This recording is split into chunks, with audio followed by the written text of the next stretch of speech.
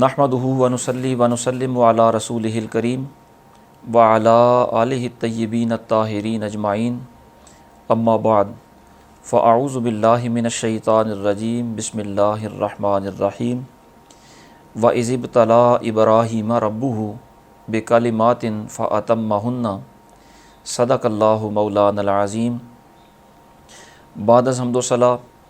سورہ بقرہ کی 124 نمبر آیت مبارکہ کا ابتدائی حصہ آپ نے سماعت فرمایا۔ رب العالمین ارشاد فرماتا ہے، اور جب ابراہیم کو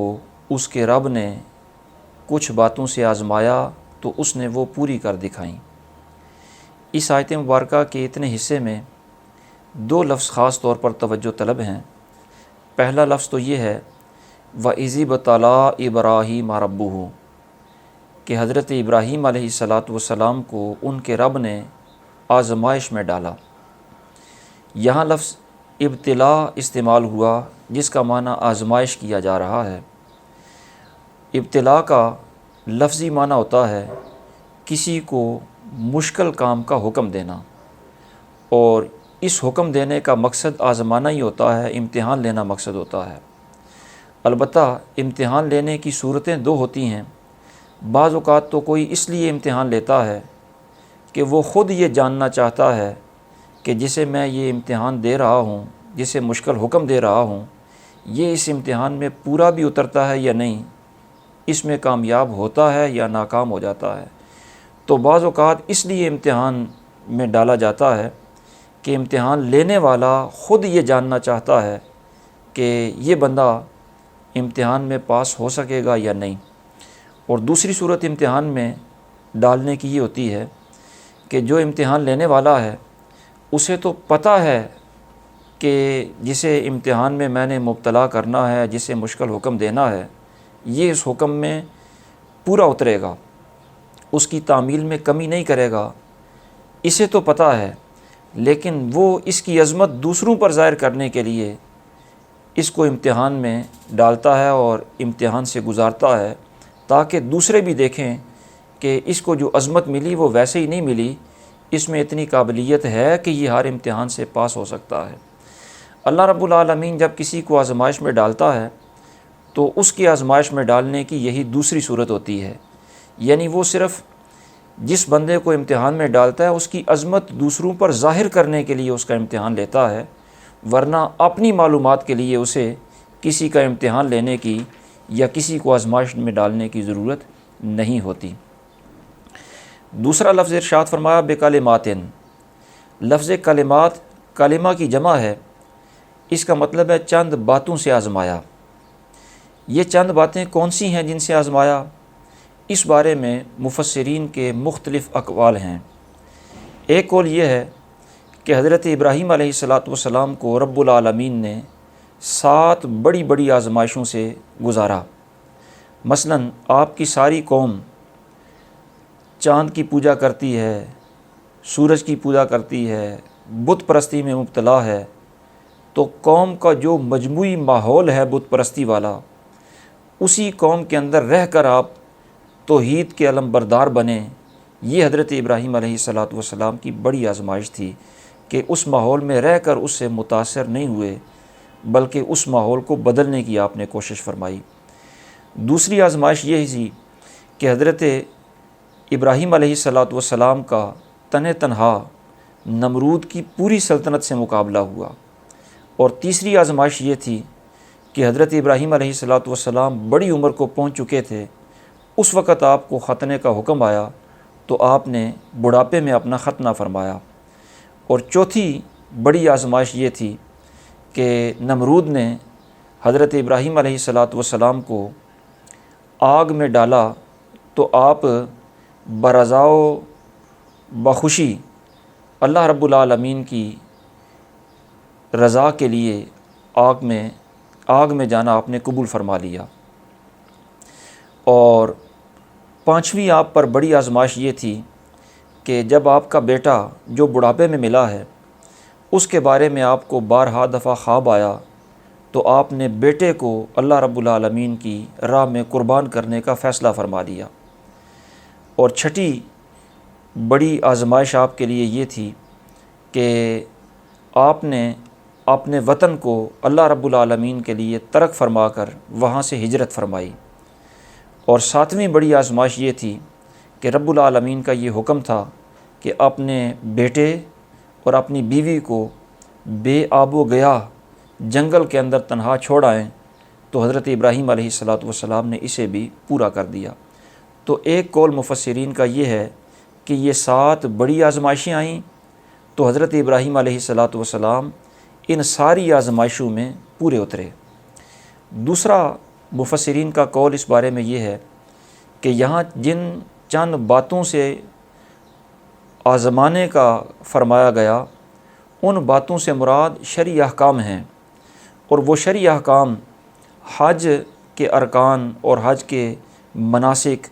ان کی ادائیگی کے طریقے ہیں۔ جس طرح حضرت ابراہیم علیہ السلام کی دعا بھی قرآن مجید میں موجود ہے کہ ربنا ارنا مناسکنا، کہ یا اللہ ہمیں حج کے مناسک سکھا دے۔ تیسرا مفسرین کا قول یہ ہے کہ یہاں کلمات سے مراد مخصوص 10 احکام ہیں، جن میں سے 5 احکام کا تعلق تو صرف سر سے ہے، اور بقیہ 5 احکام کا تعلق پورے جسم سے ہے۔ جن احکام کا تعلق سر سے ہے ان میں کلی کرنا، ناک میں پانی ڈالنا، سر کی مانگ نکالنا، مونچھیں کٹوانا، مسواک کرنا، اور بعض روایات میں یہ ہے کہ مانگ نکالنے کی بجائے داڑھی بڑھانے کا ذکر ہے، یعنی یہ سر کے متعلق احکام ہیں۔ اور جو دیگر 5 احکام پورے جسم سے تعلق رکھتے ہیں وہ یہ ہیں کہ ختنہ کرنا، اور زیر ناف بالوں کی صفائی کرنا، بغلوں کے بالوں کو کھیڑنا، ناخن کاٹنا، اور پانی سے استنجا کرنا۔ یہ علماء کا کلمات سے مراد کیا ہے اس بارے میں تیسرا قول ہے۔ اور چوتھا قول علماء کا یہ ہے کہ مخصوص 10 احکام ہی مراد نہیں، بلکہ یہاں کلمات سے مراد 30 احکام ہیں، اور ان 30 احکام کی تفصیل قرآن مجید نے مختلف مقامات پر بیان فرمائی۔ مثلاً 10 احکام وہ ہیں جنہیں اللہ رب العالمین نے سورہ توبہ کی 112 نمبر آیت مبارکہ میں بیان فرمایا، اور 10 ہی احکام وہ ہیں جنہیں سورہ احزاب کی 35 نمبر آیت مبارکہ میں بیان فرمایا، اور 10 احکام وہ ہیں جنہیں سورہ مومنون کی پہلی 11 آیات کے اندر، اور اسی طرح سورہ معارج کی 23 سے لے کر 35 نمبر آیت مبارکہ میں بیان فرمایا۔ یہ اس آیت مبارکہ میں لفظ کلمات سے جو مراد تھی اس بارے میں مفسرین کے اقوال ہیں۔ اب اس آیت مبارکہ کے ضمن میں علماء نے جو مسائل شرعیہ بیان فرمائے، ان میں سے پہلا مسئلہ تو اللہ رب العالمین نے جو حضرت ابراہیم علیہ السلام کو آزمایا، اس کے ضمن میں یہ بیان فرمایا کہ اللہ رب العالمین کی آزمائش، اللہ کسی کو جب آزماتا ہے تو وہ اس لیے نہیں آزماتا کہ وہ خود جانے کہ بندہ آزمائش میں پورا اترتا ہے یا نہیں۔ اگر اس نقطہ نظر سے اللہ رب العالمین کی آزمائش ہو تو اس کا مطلب تو یہ ہوگا کہ آزمانے سے پہلے اللہ رب العالمین کو علم نہیں، اور آزمانے کے بعد اس کو علم آیا، یہ اس کے علم کی شان نہیں، بلکہ اللہ رب العالمین ہر شے کو جاننے والا ہے۔ ہر شے کو جس طرح پیدا ہونے کے بعد وہ جانتا ہے، اسی طرح وہ اشیاء کو ان کی تخلیق سے پہلے بھی جانتا ہے۔ وہ حکم دینے سے پہلے بھی جانتا ہوتا ہے، حکم دینے کے بعد بھی جانتا ہوتا ہے۔ اس کا علم کلی ہے، ازلی ہے، ابدی ہے، تفصیلی ہے، اس کے علم کی کوئی حد نہیں۔ اللہ رب العالمین ہر شے کا اپنے علم کے اعتبار سے احاطہ فرمانے والا ہے۔ اور دوسرا مسئلہ اسی آیت مبارکہ کے ضمن میں یہ علماء نے بیان فرمایا کہ مالک کریم انبیاء کو جب آزمائش میں ڈالتا ہے، یعنی کوئی سخت حکم دیتا ہے، تو اس کا مطلب یہ نہیں ہوتا کہ اس حکم سے پہلے انبیاء کرام راہ راست پر نہیں ہوتے اس لیے سخت حکم آتا ہے، بلکہ انبیاء کرام نبوت کا اعلان کر چکیں یا ابھی نہ کیا ہو، بہر صورت انبیاء کرام راہ راست پر ہوتے ہیں، ہدایت پر ہوتے ہیں، اس حکم کے نازل ہونے سے پہلے بھی نبی معصوم ہوتے ہیں، اور اس حکم کے نازل ہونے کے بعد بھی انبیاء کرام معصوم ہوتے ہیں۔ انبیاء کرام کی طرف کسی بھی کج روی کی، خطا کی یا غلطی کی نسبت کرنا یہ جائز نہیں ہے۔ البتہ اگر کسی کو ایسی کوئی روایت ملے جس میں انبیاء کرام کی طرف ایسی اشیاء منسوب ہوں جو ان کے شایان شان نہیں، تو اس روایت کا کیا کریں گے؟ اس کے بارے میں علماء نے یہ بیان فرمایا کہ اگر وہ روایت خبر واحد ہو تو اس کی طرف توجہ ہی نہیں کی جائے گی، وہ مردود ہے، اور اگر وہ روایت بطریق متواتر یا مشہور منقول ہے تو پھر اس کی تعویل کی جائے گی، اور اس کی تعویل کے علاوہ اس کی کوئی دوسری صورت نہیں ہے۔ انبیاء کرام کی طرف غلطیوں کی اور کج روی کی نسبت کرنا کسی صورت میں بھی جائز نہیں۔ امت مسلمہ کا مجموعی اور متفقہ یہ نظریہ ہے کہ انبیاء کرام معصوم عن الخطا ہوتے ہیں، اس پر ساری امت کا اتفاق ہے۔ تو آزمائش سے پہلے بھی انبیاء راہ راست پر ہوتے ہیں، اور اس حکم کے نازل ہونے کے بعد بھی انبیاء راہ راست پر ہی ہوتے ہیں۔ تیسرا مسئلہ اسی آیت کے ضمن میں علماء نے یہ بیان فرمایا کہ حضرت ابراہیم علیہ السلام کو جن مخصوص 10 احکام کا حکم دیا گیا، وہ مخصوص 10 احکام حضرت ابراہیم علیہ السلام پر تو واجب تھے، اور آپ کے توسط سے ہم چونکہ حضرت ابراہیم علیہ السلام کی ملت ہیں، اس لیے ہم پر وہ احکام واجب تو نہیں، ہم پر وہ احکام سنت کی حیثیت رکھتے ہیں، اور وہ 10 احکام یہ ہیں: مونچھیں کٹوانا، داڑھی بڑھانا، مسواک کرنا، ناک میں پانی ڈالنا، اسی طرح ناخن کٹوانا، ختنہ کروانا، ناف کے نیچے بال صاف کروانا، اسی طرح پانی سے استنجا کرنا، بغلوں کے بال اکھیڑنا اور سر کی مانگ نکالنا۔ یہ مخصوص 10 احکام ہیں جن سے حضرت ابراہیم علیہ السلام کو آزمایا گیا۔ آپ پر یہ احکام واجب تھے، اور آپ کی جو ملت امت مصطفیٰ ملت ابراہیمی ہے، ان پر یہ احکام سنت ہے۔ البتہ یہ جو 10 احکام ہیں ان کی تھوڑی تھوڑی وضاحت سماعت فرما لیں۔ مثلاً مسواک کرنا ایک حکم ہے، یہ ہمارے لیے سنت ہے، اور اس میں ہمیں یہ تعلیم دی گئی کہ مسواک پیلو کے درخت کی ہو یا کسی بھی کڑوے درخت کی ہو، پھلدار یا پھولدار درخت کی مسواک نہ کی جائے، اور مسواک میں یہ خیال بھی رکھا جائے کہ وہ ایک بالش سے زیادہ بھی نہ ہو۔ اسی طرح دوسرا جو حکم ہے ناک میں پانی ڈالنا، اس بارے میں ہمیں یہ کہا گیا کہ وضو کرتے ہوئے ناک میں پانی ڈالنا یہ ہمارے لیے سنت ہے، البتہ غسل جنابت کریں تو پھر ناک میں پانی ڈالنا فرض ہوتا ہے۔ تیسرا جو حکم دیا گیا کہ مونچھیں کٹوانا، یہ ہمارے لیے سنت ہے، اور اس میں ہمیں یہ معیار بتایا گیا کہ مونچھیں اس طرح کٹوائی جائیں کہ یہ ہونٹوں کا جو اوپر والا کنارہ ہے، یہ کنارہ ظاہر ہو جائے، یہ مونچھیں کٹوائی جائیں، پست کروائی جائیں، ان کو بالکل منڈوا دینا یہ مناسب نہیں ہے۔ اور مونچھوں کے یہ جو لبوں سے بڑے ہوئے کنارے ہوتے ہیں، ادھر بڑے ہوئے کنارے اگر ہوں تو انہیں کٹوانے کی ضرورت نہیں، بلکہ لبوں کے اوپر جو مونچھیں ہیں انہیں اس طرح کٹوا دی جائیں کہ لب کا اوپر والا کنارہ ظاہر ہو جائے،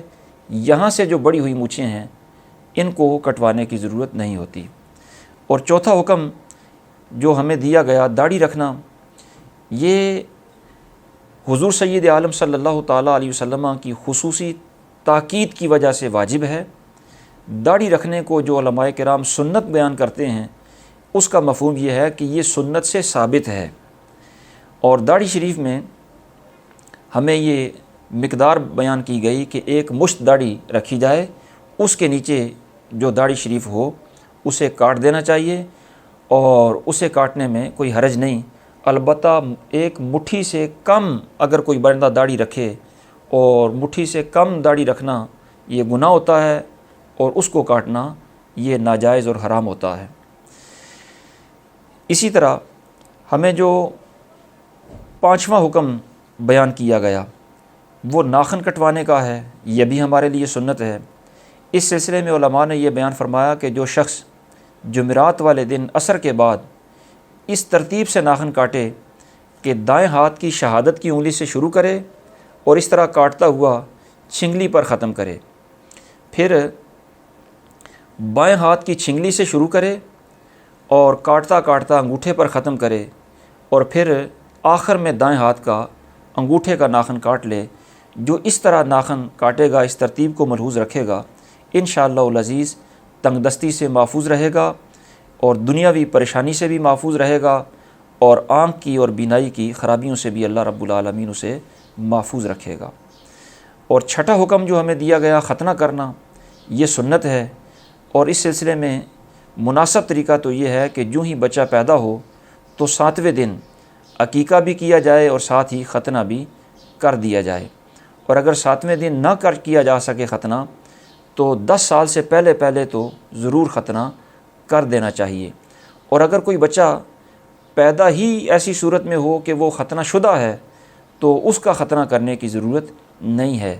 کئی انبیاء کرام ایسے ہیں جن کی ولادت ہی اس حالت میں ہوئی کہ وہ ختنہ شدہ پیدا ہوئے۔ علماء نے ان کی اسماء گرامی بھی بیان فرمائے، حضرت آدم علیہ السلام، حضرت شیس علیہ السلام، حضرت سیدنا نوح علیہ السلام، حضرت سیدنا ہود، حضرت سیدنا صالح، حضرت لوط علیہ السلام، حضرت شعیب علیہ السلام، حضرت یوسف علیہ السلام، حضرت موسیٰ، حضرت سلیمان، حضرت زکریا، حضرت عیسیٰ، اور خود ہمارے آقا و مولا نبی اکرم صلی اللہ تعالیٰ علیہ وسلم، یہ انبیاء کرام ختنہ شدہ پیدا ہوئے۔ آج بھی اگر کوئی بندہ مختون پیدا ہو تو اس کے ختنے کی ضرورت نہیں ہے۔ اسی طرح 7واں حکم جو ہمیں دیا گیا وہ یہ ہے کہ ناف کے نیچے جو بال ہیں انہیں صاف کیا جائے، اور اس میں سنت طریقہ یہ ہے کہ ہر ہفتے میں ایک دفعہ صفائی کر لینی چاہیے، اور اگر کسی وجہ سے ہفتے میں ایک دفعہ صفائی نہ کی جا سکے تو کم از کم 40 دنوں تک تو ضرور ان کو صاف کر لینا چاہیے۔ 40 دنوں سے زیادہ ان کو چھوڑے رکھنا یہ ناجائز اور حرام ہے۔ اور 8واں حکم ہمیں یہ دیا گیا کہ سر کے بالوں میں مانگ نکالنا یہ سنت ہے، اور اس میں مسنون طریقہ یہ ہے کہ سر کے بالکل درمیان سے مانگ نکالی جائے، دائیں طرف سے یا بائیں طرف سے مانگ نکالنا یہ سنت نہیں ہے، بلکہ یہ خلاف سنت یہود و نصارہ کا طریقہ ہے۔ اور مانگ نکالنے میں ظاہر ہے بال ہوں گے تو مانگ نکالے گا، اور بال رکھنا اس بارے میں علماء نے یہ بیان فرمایا کہ مرد کے لیے سر کے بال کانوں کی لو تک ہوں یا کندھے تک ہوں یہ سنت ہے، اور اگر بالوں کو کٹوا لیا جائے تو یہ بھی جائز ہے، لیکن اس میں یہ مد نظر رہے کہ بالوں کو اگر کٹوایا جائے تو برابر سارے سر کے بال کٹوائے جائیں۔ یہ جو آج کل مروج ہے کہ دائیں بائیں سے اور پیچھے سے بال چھوٹے چھوٹے کروا لیے جاتے ہیں اور سر کے اوپر بڑے بڑے بال رکھے جاتے ہیں، یہ طریقہ بھی جائز نہیں ہے، یہ اہل اسلام کا طریقہ نہیں۔ کٹوائیں تو سارے سر کے بال برابر ہوں، اور اگر بال رکھنے ہیں تو مسنون طریقے سے زلفیں رکھی جائیں اور ان میں درمیان سے مانگ نکالی جائے۔ اسی طرح بغل کے باڑ اکھیڑنا یہ بھی سنت ہے، ویسے تو اکھیڑنا سنت ہے، اور اگر کوئی انہیں مونڈ دے تو بھی جائز ہے، اور اگر کسی کریم وغیرہ کے ذریعے ان کی صفائی کر دی جائے تو بھی اس میں کوئی حرج نہیں ہوتا۔ اور 10واں جو ہمیں حکم دیا گیا کہ پانی سے استنجا کیا جائے، یہ استنجا کرنا ویسے تو سنت ہے، لیکن اگر استنجا والی جگہ پر نجاست لگی ہوئی ہو اور وہ نجاست 1 درہم کی مقدار کو پہنچ جائے تو پھر استنجا کرنا واجب ہوتا ہے، پھر سنت نہیں رہتا۔ اور درہم کی مقدار کا تعین کیسے کیا جائے گا؟ اس کا تعین وزن میں اگر کرنا ہو تو 4.5 ماشے وزن 1 درہم کا معیار ہے، اور اگر اس کی پیمائش میں درہم کی آپ نے کرنی ہو تو پھر یہ جو ہتھیلی کے اندر گڑھا ہوتا ہے اتنا گڑھے کی مقدار 1 درہم کی مقدار ہوتی ہے۔ اب یہ سوال ہے کہ کہاں پر ہم وزن کے اعتبار سے اس کو جانچیں گے اور کہاں پر پیمائش کے اعتبار سے جانچیں گے؟ تو اس میں بھی علماء نے اصول بیان فرما دیا کہ اگر نجاست پتلی ہو تو اس میں اس پیمائش کا اعتبار کیا جائے گا، اور اگر نجاست جو ہے وہ ٹھوس ہو تو اس میں وزن کا اعتبار کیا جائے گا۔ تو خلاصہ کلام یہ ہے کہ ویسے تو استنجا کرنا سنت ہے، لیکن اگر مقدار درہم نجاست لگی ہوئی ہو تو پھر استنجا کرنا واجب ہو جاتا ہے، فرض ہو جاتا ہے۔ تو اللہ رب العالمین ارشاد فرماتا ہے کہ ان 10 احکام سے حضرت ابراہیم علیہ السلام کو ہم نے آزمایا، اور حضرت ابراہیم علیہ السلام نے ساری آزمائشیں پوری کر دیں۔ دعا ہے اللہ رب العالمین ان احکام شریعہ پر ہمیں کما حق عمل کرنے کی توفیق عطا فرمائے۔ وما توفیقی الا باللہ۔